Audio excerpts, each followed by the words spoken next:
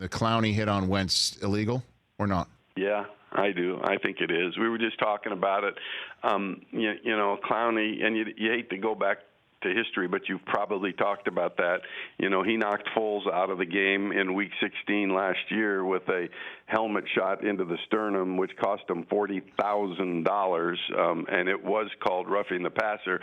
To me, now different situation because Wentz has become a runner, but he's going to the ground, almost to the ground, and he hits him in the head. And I know it's not technically late, but when you do go to the head, and the interesting thing when I watched that play over and over again, to me, slow motion replay didn't make it look that bad, but in real time, you can see him drop the head and take a shot. And, I think it's a foul. Now, certainly not going to keep Wentz in the game just because it was a foul, and if the foul got called. But I do think it was a cheap shot. Do you think that there is any sort of stomach, for the lack of a better phrase, or desire in the NFL to institute what college does? No flag on the play, but guess what? We're buzzing down. That's a helmet to helmet, and we're going to take a look at it. What do you think?